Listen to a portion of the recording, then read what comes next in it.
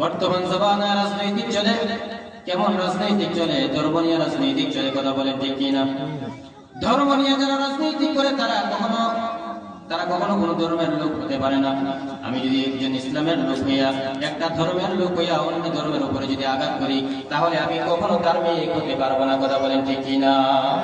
ধর্মের নামে ভারতবর্ষের জমিনে মসজিদের উপর আক্রমণ, মুসলমানদের উপর আক্রমণ, দুনিয়ার জমিনে শুধুমাত্র ষড়যন্ত্র আর চিন্তা চেতনা হলো কেমন করে মুসলমানদেরকে দুনিয়ার জমিন থেকে ধ্বংস করে দেওয়া যায়, কেমন ভাবে দুনিয়ার জমিন থেকে ইসলামটাকে মিটিয়ে দেওয়া যায়। কিন্তু আল্লাহর জাতের কসম, হে মুমিন, দুনিয়ার জমিনে আজ নয় কাল নয়, কিয়ামত পর্যন্ত আল্লাহর দ্বীন ইসলামকে ধ্বংস করার ক্ষমতা কোনো বাপের বেটার নাই, ঠিক কি না?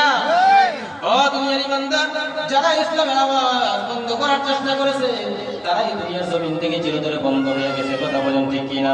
যারা চেয়েছিল ইসলামের আওয়াজকে বন্ধ করতে, আল্লাহর নবী পয়গম্বর মুসা আলাইহিস সালাতু ওয়াস সালামের সঙ্গে বিয়াদবি করার কারণে আমার মালিক আল্লাহ তাকে দুনিয়ার জমিন থেকে লাঞ্ছিত বঞ্চিত করে বিদায় করেছেন, কথা বলেন ঠিক কিনা?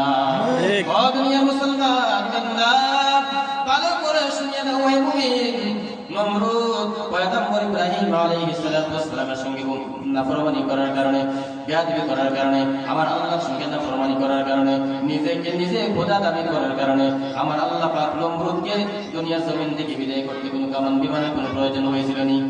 কথা বলেন, নমরুদকে দুনিয়ার জমিন থেকে বিদায় করতে গেলে আল্লাহ পাকের কোনো সৈন্যবাহিনী পাঠানো হয়েছে কি? না না না, আল্লাহ পাক কোনো কামান বিমানের কোনো প্রয়োজন হয় নাই, কোনো আসমান থেকে সৈন্য পাঠানোর কোনো প্রয়োজন হয় নাই। আল্লাহ পাক রব্বুল আলামিন দুনিয়ার জমিন থেকে দুনিয়ার জমিনে একটা ক্ষুদ্র মাখলুক, একটা লেঙ্গা মশা, অসুস্থ মশা দিয়া দুনিয়ার জমিনকে এত বড় ক্ষমতার পাওয়ারফুল লোকটাকে দুনিয়ার জমিন থেকে লাঞ্ছিত বঞ্চিত করে বিদায় করেছেন, কথা বলেন ঠিক কিনা? ও দুনিয়ার জমিনের মুসলমান, হে যুবক, যৌবনের বাহাদুরি দেখাইয়া দুনিয়ার জমিনে আল্লাহর সঙ্গে নাফরমানি করবি না। যৌবনের বাহাদুরি দেখাইয়া দুনিয়ার জমিনের বাবা ক্ষমতা দেখাইয়া, অট্টালিকা দেখাইয়া, সম্পত্তির মালিক হইয়া দুনিয়ার জমিনে বাহাদুরি দেখাইও না। দুনিয়ার জমিনে নবীর সুন্নাত ছেড়ে দিও না, আল্লাহ পাক রব্বুল আলামিনের হুকুম ছেড়ে দিও না। তার কারণ হলো দুনিয়ার জমিনে যেই সমস্ত মানুষেরা যৌবনের বাহাদুরি দেখাইয়া, ক্ষমতার বাহাদুরি দেখাইয়া আমার আল্লাহর সঙ্গে পাল্লা দিবে, দুনিয়ার জমিন থেকে আল্লাহ তাদেরকে চিরদিনের জন্যই বন্ধ করে দিবেন, ঠিক কিনা? এই জন্য ক্ষমতার বাহাদুরি দেখাইও না। এই জন্য মুসলমান বাবাজিরা ভাইয়া, আল্লাহ পাক রব্বুল আলামিন বলেন, দুনিয়ার মুসলমান দুনিয়ার জমিনে চলাফেরা করো যেমন ভাবে আমি আল্লাহ পাক রব্বুল আলামিন আদেশ করেছি, হুকুম করেছি। আল্লাহ পাক বলেন, ও দুনিয়ার ইমানদার, দুনিয়ার জমিন থেকে কেমন ভাবে চলাফেরা করবা জানোনি? যেমন ভাবে পয়গম্বর তোমাদেরকে চলাফেরা করা শিক্ষা দিয়ে গেছেন বাবা। এবার আমরা পয়গম্বর আমাদেরকে উত্তম চরিত্র, খুলুকে আযীম বলে চরিত্র শিক্ষা দিয়েছেন। খুলুকে আযীম বলে চরিত্র হলো চরিত্রের মধ্যে সবচেয়ে উত্তম চরিত্র, সবচেয়ে ভালো চরিত্র, বলেন সুবহানাল্লাহ। আল্লাহ পাক রব্বুল আলামিন পয়গম্বর রাহমাতুল লিল আলামিনকে তিনটা চরিত্র দান করেছিলেন বাবা। কয়টা চরিত্র? তিনটা। আওয়াজ করে বলেন, কয়টা চরিত্র? তিনটা। খুলুকে আযীম হলো সবচেয়ে উত্তম চরিত্র। আপনার আমার নবী রাহমাতুল লিল আলামিন উম্মতদেরকে শিক্ষা দিতেছেন যে, ও আমার উম্মত, দুনিয়ার জমিনে মানুষের সঙ্গে কখনো খারাপ আচরণ করবা না, খারাপ ব্যবহার করবা না। তার কারণ হলো মুসলমান একজন আরেকজনের সঙ্গে ভালো ব্যবহার করবে, কথা বলেন ঠিক কিনা? ঠিক। আল্লাহ পাক রব্বুল আলামিন বলেন, ও দুনিয়ার ইমানদার, দুনিয়ার জমিনে কেমন ভাবে চলাফেরা করবা জানোনি? দুনিয়ার জমিনে যত বান্দা আছে সমস্ত বান্দারা হলো কিন্তু আমি আল্লাহ পাকের বান্দা, কিন্তু আমি আল্লাহ পাকের বান্দার মতো বান্দা কিন্তু সবাই না। আমি আল্লাহ পাকের গোলামের মতো গোলাম কিন্তু সবাই না। সবাই কিন্তু মানুষ, কিন্তু আমি আল্লাহ পাক রব্বুল আলামিনের গোলামের মতো গোলাম কিন্তু সবাই হতে পারে না। আল্লাহ পাক রব্বুল আলামিন বলেন, বান্দা, দুনিয়ার জমিনে যেমন ভাবে তোমরা তোমাদের নিজের নামি দামি কাজের মধ্যে যাকে তাকে নিয়োগ করো না, ঠিক তেমন ভাবে আমি আল্লাহ যাকে তাকে সুলতানাত দিয়া দামি জান্নাতের মালিক আমি আল্লাহ পাক বানাবো না।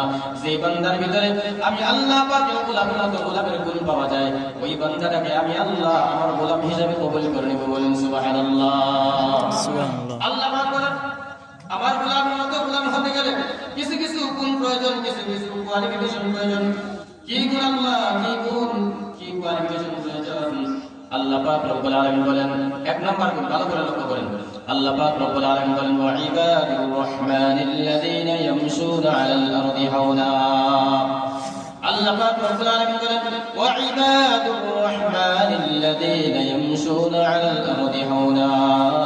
আমার গোলামের মতো গোলাম যেই বান্দাটা হবে, ওই বান্দাটা দুনিয়ার জমিনে বিনয়ের সহিত চলাফেরা শুরু করবে, ভদ্রতার সহিত চলাফেরা শুরু করবে, নম্রতার সহিত চলাফেরা শুরু করবে। যে বান্দার ভিতরে বিনয় আছে, ওই বান্দাটা হলো আমি আল্লাহ পাক রব্বুল আলামিনের গোলাম। একটু আওয়াজ করে বলেন সুবহানাল্লাহ। সুবহানাল্লাহ। বলুন তো আপনার আমার ভিতরে বিনয় আছে? বিনয় নাই। আজকে বললাম আমরা আমার চাইতে বড় কে আছে? আমি সবার চাইতে বড়। আমার চাইতে ক্ষমতাওয়ালা কে আছে? আমি সবচাইতে ক্ষমতাবান, ঠিক না? আজকে বিনয় আমাদের ভিতরে নাই। আমাদের ভিতরে শুধু অহংকার আর বড়ত্বই, ঠিক কিনা বাবা জিরা ভাই? না, অহংকারী বড়ত্বই দেখানো যাবে না। আমরা সব সময় নিজেকে নিজে ছোট করব, নিজেকে নিজে ছোট মনে করবো বাবা। এই জন্য কবি বলতেছেন কোটি টাকার মালিকে দেখো অভাব হয় না দূর, কোটি টাকার মালিকে দেখো অভাব হয় না দূর, গরিব ঘুমায় আরাম করে মনটা বাহাদুর। ফেরাউনের লাশটা দেখো মিশরে জাদু করে, কায়দা মাটি পোকা মাছি সবাই ঘৃণা করে। হৃদয়ে থাকিবে যার নম্রতা সদা, রহমত আসিবে সেটা প্রভুর ওয়াদা। হৃদয়ে থাকিবে যার নম্রতা সদা, রহমত আসিবে সেটা প্রভুর ওয়াদা। দরদ করাই থাকলে দিলে রহমত আসবে না, নিজেকে নিজে ছোট মনে করি সদা। দরদ করাই থাকলে দিলে রহমত আসবে না, নিজেকে নিজে ছোট মনে করি সদা। উঁচু জমিন থেকে পানি নিচু জমিনে যায়, তেমনি খোদার রহমত আসে নম্রতার হৃদয়ে। উঁচু জমিন থেকে পানি নিচু জমিনে যায়, তেমনি খোদার রহমত আসে নম্রতার হৃদয়ে। বুক বিলাসের বাড়ি গাড়ি করে রমেশ, বুক বিলাসের বাড়ি গাড়ি করে রমেশ, থাকতে সময় স্মরণ করো আল্লাহ আমার রব, থাকতে সময় স্মরণ করো মাওলা আমার রব। কথা বলেন ঠিক কিনা? নিজেকে নিজে বড় মনে করবি না, নিজেকে নিজে বড় মনে করবি না, বাহাদুরি দেখাই না। বাহাদুরি যদি দেখাও, নম্রতার ফেরাউনের মতো তোমার ভাষণ হয়ে যাবে। কথা বলেন ঠিক কিনা বাবা? আমার গোলামের মতো গোলাম হতে গেলে 2 নাম্বার গুণ বাবা, وَإِذَا خَاطَبَهُمُ الْجَاهِلُونَ قَالُوا سَلَامًا।